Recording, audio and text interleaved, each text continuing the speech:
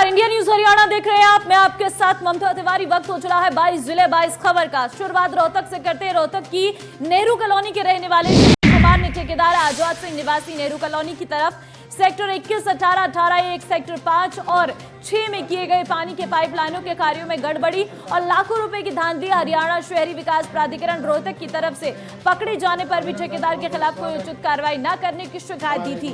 अधिकारियों ने जांच तो की और रिपोर्ट भी आला अधिकारियों को भेज दी थी, लेकिन ठेकेदार के खिलाफ कार्रवाई न होने पर अनिल विज खफा हो गए और उन्होंने डीसी रोहतक को 1 सप्ताह में इस पूरे मामले की जाँच करने के आदेश दिए और साथ ही हुड्डा विभाग के 10 अधिकारी कर्मचारियों को सस्पेंड करने के आदेश सुना दिए।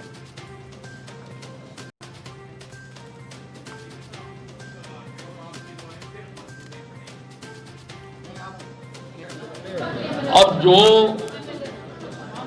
पाइपलाइन डाली गई थी उसमें जिन कर्मचारियों के नाम थे उनको सस्पेंड किया है। नहीं, उसका तो अभी एफआईआर दर्ज करने का मैंने ऑर्डर कर दिया। मैंने एफआईआर दर्ज करने का ऑर्डर कर दिया। अभी पड़ी नहीं है काफी, आपको एफआईआर दर्ज होगी। अरे आपको तो पोर्टल पे आ जाती है, आपको पता है, अभी आ जाएगी सर।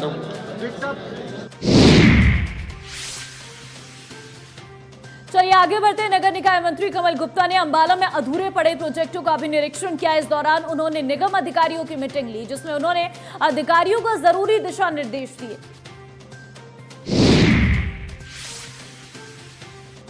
अंबाला शहर बस स्टैंड पर पुरानी रंजिश को लेकर पूर्व आईटीआई छात्रों में झगड़ा हो गया। इस झगड़े में एक गुट ने एक युवक को चाकुओं से गोद दिया।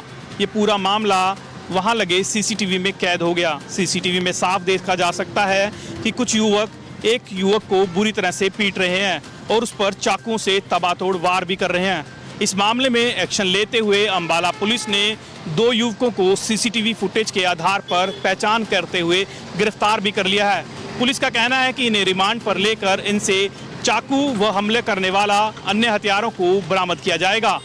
अमन कपूर, इंडिया न्यूज हरियाणा, अंबाला।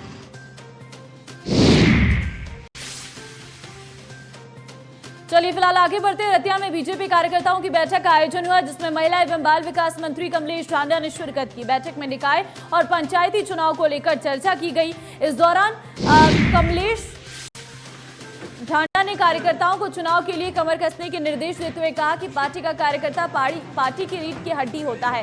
साथ ही कमलेश ढांडा ने कहा कि भले ही चुनाव की तारीख का ऐलान नहीं हुआ है, लेकिन तैयारियां पूरी हो चुकी है और कार्यकर्ताओं से जुटने की तैयारी कही गई है। सरकार जनता के कल्याण के लिए अनेक योजनाएं चला रही है, जिसका प्रसार करे कार्यकर्ता।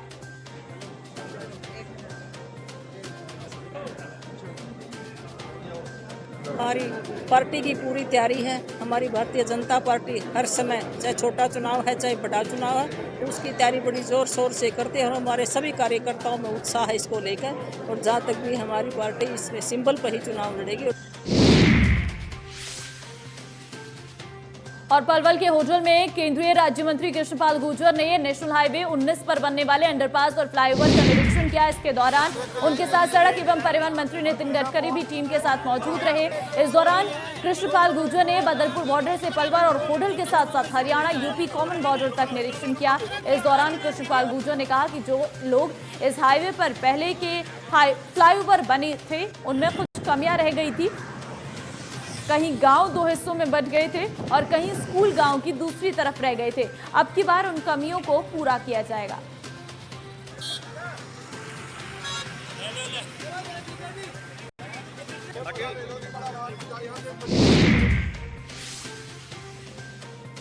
आगे बढ़ते हैं। मुख्यमंत्री के राजनीतिक सलाहकार कृष्ण बेदी ने सिरसा में बीजेपी कार्यकर्ताओं के साथ बैठक की, जिसमें उन्होंने 29 मई को प्रस्तावित प्रगति रैली को लेकर कार्यकर्ताओं को जरूरी दिशा निर्देश दिए।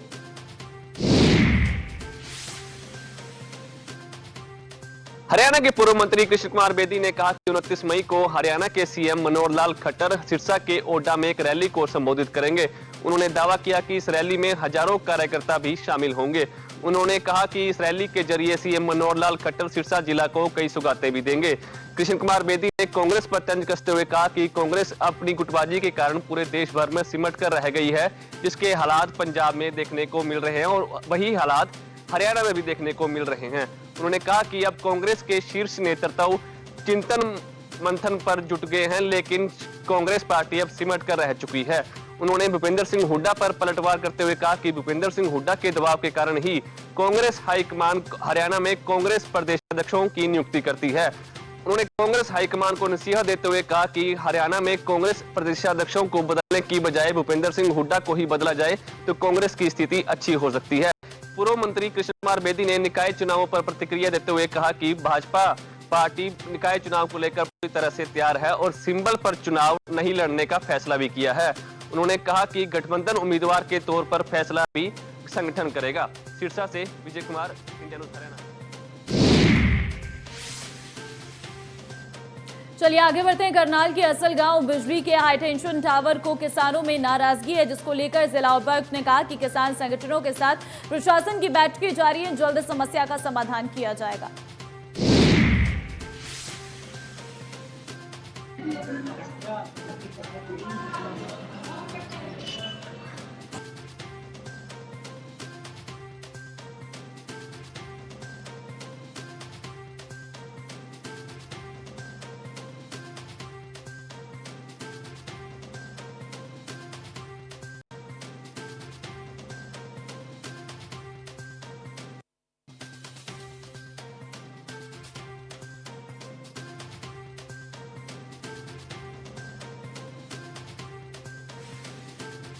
खबर भिवानी से। भिवानी नगर परिषद के कर्मचारियों को तनख्वाह न देने के विरोध में आज नगर परिषद कर्मचारियों ने अनोखा प्रदर्शन किया।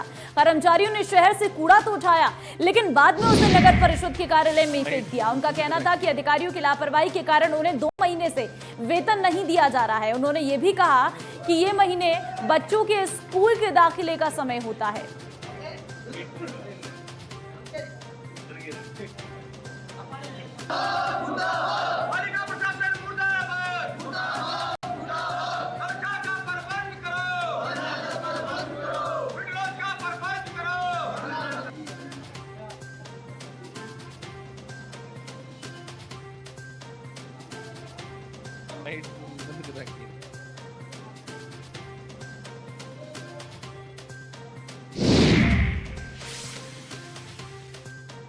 महेंद्रगढ़ में एक दूल्हे को दुल्हन के माता पिता और रिश्तेदारों के साथ बदतमीजी करना भारी पड़ गया। बदतमीजी और गाली गलौज करने के चलते दुल्हन ने दूल्हे के साथ फेरे लेने से इनकार कर दिया, जिसके बाद बारात को बेरंग ही वापस लौटना पड़ा। दरअसल महेंद्रगढ़ में एक ही जगह 2 अलग-अलग जगहों से बारात आनी थी। बड़ी बेटी की शादी को शांति के साथ हो गई, लेकिन जैसे ही छोटी बेटी की बारात आई तो बाराती शराब के नशे में धुत थे और रात के करीब 1 बजे तक सड़क पर ही हुड़दंग करते रहे। बाद में पुलिस मौके पर पहुंची और डीजे बंद करा दिया, लेकिन इसके बाद भी बाराती और दूल्हा जिद पर अड़ गए और बैंड बाजे का प्रबंध किया जाए। बाद में दूल्हे और बारातियों ने दुल्हन के माता पिता और रिश्तेदारों के साथ भी बदतमीजी की, जिसके बाद दुल्हन ने कहा कि जो उसके माता पिता या रिश्तेदारों का अपमान करेगा उसके साथ वो शादी नहीं करेगी, जिसके बाद बारात को बिना दुल्हन के ही वापस लौटना पड़ा।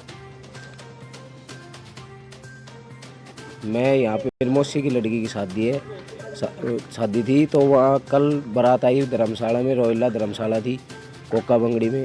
तो वहाँ मैं यहाँ से गया, मेरा भाई का फोन आया, बोले भाई यहाँ बारात आ चुकी है, तो ये गाड़ी को कोड़ी छोड़ी घुमाई और लड़ाई होगी। तो मैं यहाँ से गया, वहाँ जाके देखा माहौल सभी ने दारू पी रखी थी, सभी बोतलें ले रखी थी हाथों में, ठीक है। वो सब कभी उधर जा रहे थे, कभी उधर, गाड़ी को टेढ़ी मेढ़ी भगा रहे थे। हमने उनको रिक्वेस्ट की, मखोजी ऐसा मत करो, आप जल्दी ले चलो, 12 बज चुके। 1 घंटा, कम से कम 1 घंटा डीजे वहाँ बजा हुआ, 12 से 1 बजे तक। 1 बजे, 1:15 बजे वो वहाँ से निकले। फिर वो बोले कि हमको लेट करवाया है तो हम भी लेट करेंगे। तो क्या हुआ, कुछ रात को शादी में लड़कों ने कुछ ड्रिंकिंग वगैरह भी कर रखी थी, किसने की थी किसने नहीं। तो जैसे ही हम उनके घर के सामने गए, सामने जाने के तुरंत बाद क्या हुआ कि वहाँ पे 20-30 लड़के थे, 20-25 लड़के, तो कुछ लेडीज़ भी थी। लेकिन उनमें से लड़कों ने हमारी लेडीज़ों को भी, हमारे जो साथ में बारात में लड़के आए हुए थे उनको भी, और जो हमारे बुजुर्ग थे उन पर भी हाथ उठाया, उनको बुरी तरह से पिटा है। 1-2 लड़के को बहुत ज़्यादा चोट भी आई है, उसके मुंह से खून भी निकले हैं। लेकिन हमने फिर भी ये सोचा कि कोई बात नहीं है, तो भाई हम नॉर्मल तरीके से बात को सॉल्यूशन हो जाए, भाई हम लड़की को लेके जाएंगे, हमारी यही उम्मीद थी। इसलिए हमने अपने बच्चों को समझाया, उनको भेज दिया, जाओ भाई इनको घर पे ले जाओ। हमने उनको सबको वापस भेज दिया, लेडीज़ों को भी वापस भेज दिया रात के टाइम। हम चुनिंदा व्यक्ति ही वहीं पे रह गए हैं रात के टाइम। पूरी रात हो गई है, हमने उनकी रिक्वेस्ट करी है, उसकी माँ मान जाती है, उसका मामा नहीं मानने देता है, उसके दूसरा मामा नहीं मानने देता है। मतलब उस लड़की से मेरी बात हुई है, उन्होंने मेरी रिकॉर्डिंग भी करी है। लड़की कह रही है जो मेरे माँ बाप बोलेंगे मैं सिर्फ वही करूँगी। उससे पहले लड़की की हमारी फैमिली के जो मेरा साला है उससे बात भी होती थी, मेरी मम्मी जी से भी बात होती थी, उनकी बहनों से भी बात होती थी, सभी से बात होती थी। खुश मिजाज बिल्कुल वो खुश थी।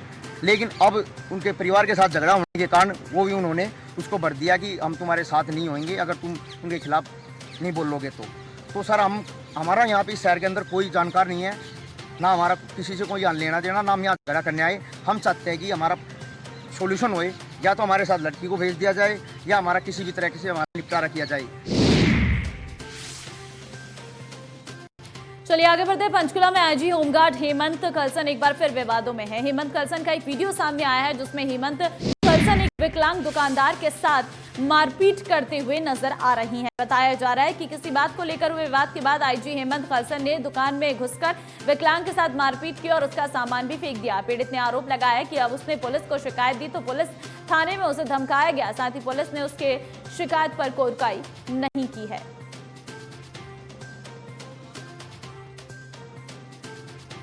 तो फिलहाल आईजी होमगार्ड हेमंत कलसन को तुरंत प्रभाव से निलंबित भी कर दिया गया है। तो ये वो फुटेज था जो सामने आया था और इस फुटेज के सामने आने के बाद बड़ी कार्रवाई की गई और हेमंत कलसन को तुरंत प्रभाव से निलंबित कर दिया गया है। और ये बड़ी कार्रवाई हेमंत कलसन पर इन विवादों के चलते ही की गई थी। खैर विवादों से पुराना नाता रहा है। होमगार्ड आईजी होमगार्ड विकलांग के साथ मारपीट करते हुए नजर आए। पहली तस्वीर, दूसरी तस्वीर नक्स के साथ बदसलूकी की तस्वीर है और दोनों ही तस्वीर कल की है। कल देर शाम का ये पूरा मामला है जिसके बाद सरकार की तरफ से एक्शन लेते हुए बड़ी कार्रवाई की गई और तुरंत प्रभाव से हेमंत कलसन को निलंबित कर दिया गया है।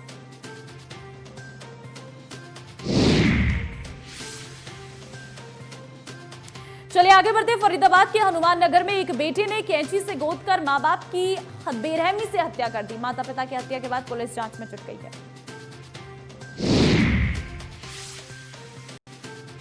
फरीदाबाद में इंसानियत को शर्मसार करने वाला मामला सामने आया है।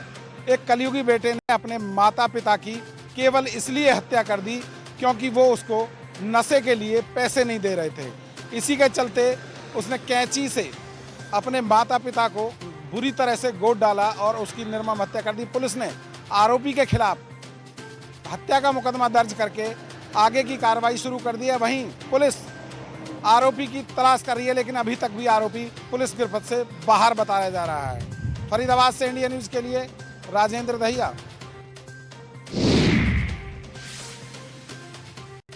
वहीं बहादुरगढ़ में लिव इन रिलेशनशिप टूटने से नाराज एक प्रेमी ने अपनी प्रेमिका पर बर्फ तोड़ने वाले सुई से ताबड़तोड़ हमला कर दिया। हमले में प्रेमिका गंभीर रूप से घायल हो गई। ब्रह्मशक्ति संजीवनी अस्पताल में भर्ती कराया गया है। पीड़िता ने बताया कि वो उसका प्रेमी सोनू लंबे समय तक उसी के घर में रहते थे, लेकिन आपसी मनमुटाव के बाद उसने सोनू को अपने घर से निकाल दिया। पिछले महीने 10 अप्रैल को भी दोनों का आपसी झगड़ा हुआ था, जिसके बाद सोनू ने जहरीले पदार्थ का सेवन कर लिया था, लेकिन वो बच गया था। इसके बाद भी दोनों में तनाव बना रहा। राजबाला ने आरोप लगाया, आरोपी के खिलाफ सख्त से सख्त कार्रवाई करने की मांग की है।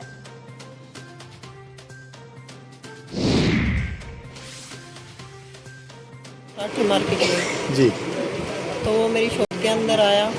मैंने उसको बोला सोनू अभिषेक कि मेरी शॉप से बाहर जा। जी इसी बात पे वो बाहर जाके वो और साहिल दोनों ने लेके सुआ।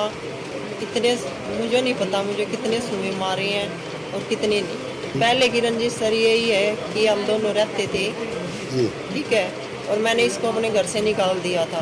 जी पहले भी मैंने इसकी एफआईआर भी कराई थी सिटी थाने में। जी उसके बाद मैंने इसकी मम्मी भी थी, वो भी साथ ही रहती थी। मैंने इसको अपने घर से निकाल दिया था इसी बात को झगड़ा लेके, और आज फिर ये आया था और इसने मेरे साथ ही हादसा किया।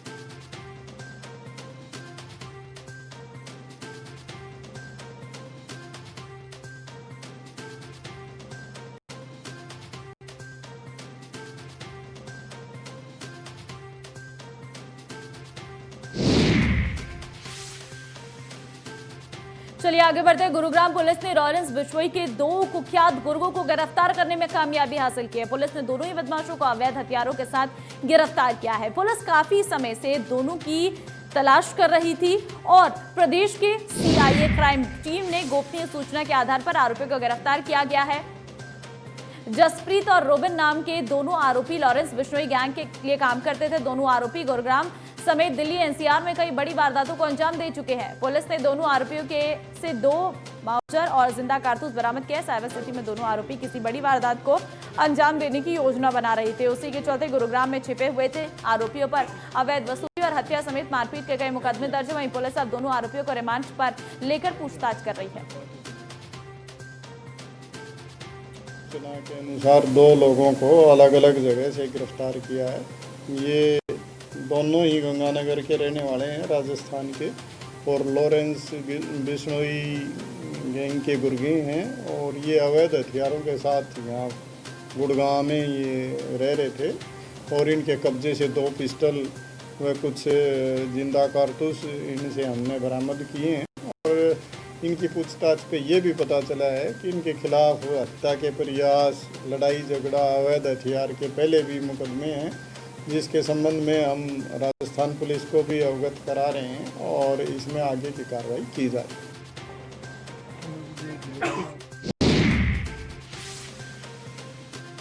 और वहीं न्यू जिले के पुन्हाना उपमंडल के बिछौर गांव में दहेज के लालच में विवाहिता की हत्या का मामला सामने आया। मृतका के पिता ने बताया कि बेटी के ससुराल वाले दहेज के चलते उसकी बेटी ने से खुश नहीं थे और बार बार दहेज में 2 लाख रुपए और कार की डिमांड करते थे।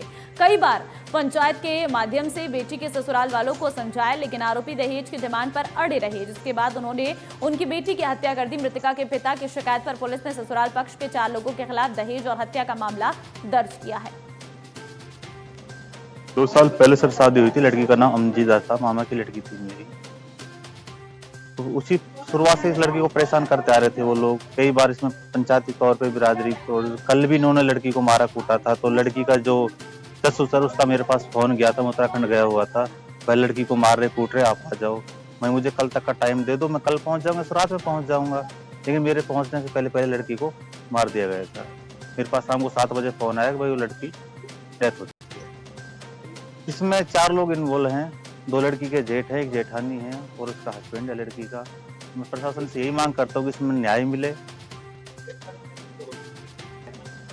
इन्होंने 2 लाख रुपए और एक कार मांगी थी 1 महीने पहले भी मामा ने इनकी डिमांडें पूरी की हैं, लेकिन वो लड़की को दहेज के लिए प्रताड़ित करते ही रहे हैं अब तक।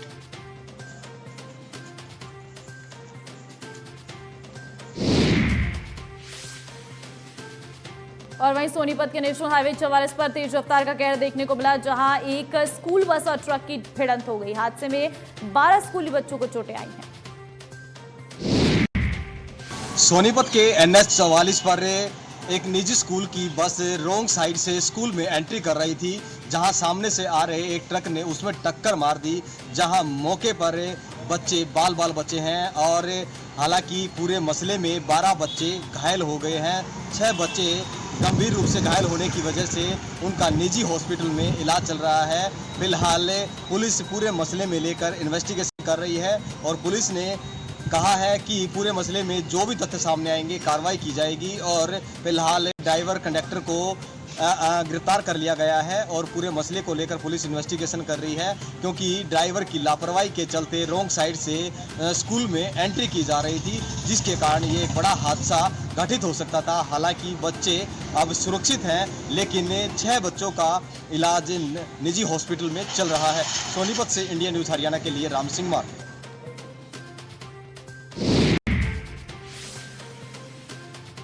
चरखी दादरी के चंपापुरी क्षेत्र में बीएसएफ का जवान लापता है, लेकिन पुलिस अभी तक उसका कोई सुराग नहीं लगा पाई है। फौजी के गायब होने से उसके परिवार का बुरा हाल है। देश की सरहदों की रक्षा करने वाले एक फौजी का परिवार इन दिनों काफी परेशानियों से रूबरू हो रहा है। पूरा मामला चरखी दादरी शहर के चंपापुरी इलाके का है, जहां पर एक फौजी का परिवार इन दिनों काफी पशोपेश में है। वजह कोई और नहीं है बल्कि फौजी का गायब होना बताया जा रहा है। दरअसल 13 मार्च को फौजी सहब अगवान, जो कि गुजरात के भुज क्षेत्र में कार्यरत है हेड कांस्टेबल के पद पर, वो छुट्टी पर आया हुआ था। छुट्टी पर आने के बाद 22 मार्च को अपने कार्यालय के काम की बात कहकर अंबाला कैंट वो गया था, लेकिन उसके बाद से घर वापस नहीं लौटा। परिजनों के द्वारा बार बार पुलिस को इत्तला दी गई, पुलिस को उसकी गुमशुदगी की रिपोर्ट भी दर्ज करवाई गई है, लेकिन उसको अभी तक किसी भी तरह से पुलिस के द्वारा कोई आश्वासन नहीं दिया गया है, जिस तरह के आरोप फौजी के परिजनों के लगाए गए हैं।